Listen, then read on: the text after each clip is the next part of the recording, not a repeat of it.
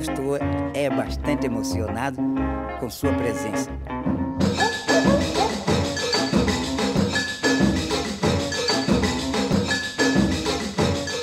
I was a little bit confused about what I wanted to do with my life, and the idea just came to my head. Oh, sailing on a Greenpeace ship. Oh, that would be. I don't know what just happened, but that night I couldn't sleep because I was so happy about this idea, and I just felt that it was completely right. So I was like lying in my bed and I had so much energy because I was so happy. My feet was like all right, and I woke up my mother in the middle of the night. Just I had a great idea. I must go on a Greenpeace trip. E era um sonho meu participar de uma expedição na Amazônia. E aí participei dos treinamentos, que todos participaram, mas aí saiu a lista final dos voluntários que iriam embarcar e meu nome não estava lá. E aí eu fiquei muito triste, arrasada, chorei. 2 semanas depois perguntaram, você não quer trabalhar por 1 semana como auxiliar de cozinha? E aí o Walter, que é o cozinheiro, falou se eu poderia continuar, que ele gostaria que eu continuasse. E aí eu continuei, estou aqui fazendo 3 meses embarcada. Eu não acredito que uma pessoa consiga olhar para o mar e não se encher de questões ou de dúvidas e ao mesmo tempo ficar bem. Então para mim sempre foi um mistério ter essas 2 sensações ao mesmo tempo. E eu sempre me senti ligada ao mar e navegar é incrível. É muito bom. Brazil is my favorite, and Brazil is my favorite because of the people, and especially the volunteers. The volunteers for me are amazing, and maybe in combination with young people, a lot of people, enthusiastic, warm, and then you realize where you do things for. Really, I really like that. And I think the action, I was very happy to have such long action. For me, this was the best tour I've ever been. I'm glad to see that Greenpeace Brazil is growing a lot since I started 10 years ago. Glad to be part of it. Best part I think was the Amazon. We were doing lots of things. It was very inspiring. It was very good to see that Greenpeace Amazon works with smaller NGOs. All the Amazon part was beautiful. To visit that community changed my point of view about a lot of things. Yeah, that was a really good campaign. Greenpeace did an excellent job of investigating the scandal of using the slave labor in the charcoal industry to support illegal logging in the indigenous lands and in protected areas. And so we were able to expose this whole vicious cycle and how the Amazon forest is being deforested to supply pig iron, which goes into appliances and automobiles and all types of uses for steel. Acho que a Eliza deve ter falado também dos golfinhos, né?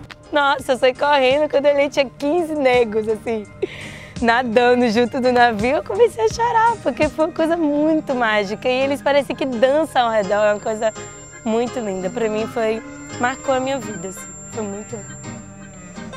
It was beautiful to start in the Amazon, to do an action, and then to come into Rio and then be part of the civil society movement was really inspiring. So going into the protest and seeing people rise up, because obviously it's a bit disappointing that our leaders aren't doing what we need them to do.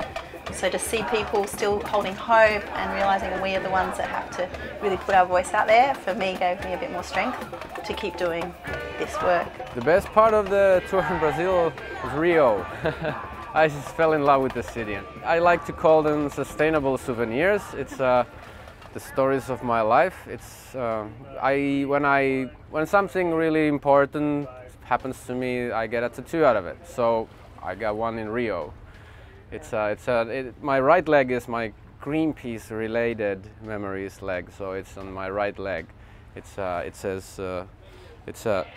anchor, and it says Marouge.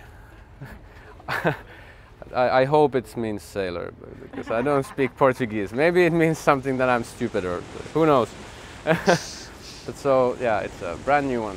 Because the work is like, it's very different. On regular ship you just go from point A to B. Here you go to different places, you speak with the people, you get with the local peoples and get more involved. You know the cultures, you know what the problem in each country is. At the beginning also, I am in the galley. In commercial ships we have always 3 people. I am the chief cook, and then we have the messman, and we have the steward. So I always used to tell them, guide them about the segregation of the garbage or whatever, like plastics, papers and all. And I always used to complain them, oh no, you cannot throw this and that, you know, like, and they say, oh, this is a small piece of plastic, what happens to throw, you know. And that reason I think I am here now in the Greenpeace, because I was at the beginning, I was thinking also these things. I want to be here because I just want to give a hand, you know, put my knowledge and give a hand to improve the world and make it more sustainable. We all have the same routine. Wake up at 7:30, we start work at 8, we work till 5 o'clock in the evening, and at 5 it's the beer time. The ship works 24/7, and you need to be ready anytime, you need to be very flexible. But I think the most difficult thing to have this kind of work is probably the relationships. It's probably to be away from your family, friends or girlfriend. It's hard to know where you're from or for your life ashore. Then it's lots of perturbation because you're away like half of the year. So for your friends or your family, your loved ones, it's not very easy. It's been a long time since we have been a couple on board. It's been 7 years now, and working on board, I mean, if you ask most of the crew member, they don't really notice that we are together, and because on the work, during the working time, we just try to give our best and be part of the crew, and then of course in the time off. We are a couple the same as we are at home. Was that all right? Yes. Yeah, well said. Lately, we've been pretty lucky sailing together quite a lot. We met on the Arctic Sunrise. It was 2006, 2005. 2005. It was a trip in the Mediterranean, and then we traveled to Portugal, and we discovered Lisbon together.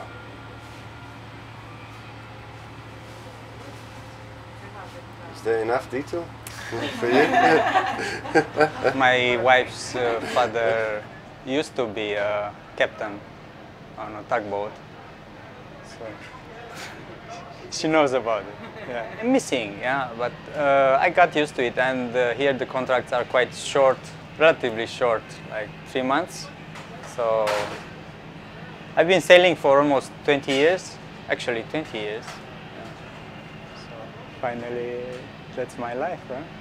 And I think if I sail 3 months, I have in the back of my hand, it's 3 months, and my mind is set by 3 months. And I also cannot stay any day longer, because then it's too much, then I really want to go home. I'm 3 months here now, exact today. Now it's over 3 months later, the campaign is ending, so yeah, it's time to go. Bye. Here I love it here, when I'm home I love it home. Actually, if I'm home longer than 3 months, I can miss the sea, the being out, and yeah, I can miss that. I'm planning going to Alaska, actually doing some sailing in Alaska this summer is my intention. Yeah, there's no reason why I shouldn't go sailing during my vacation. Just being very happy about having the opportunity of being here, and I think I never smiled as much as I have been doing while I've been here doing this trip.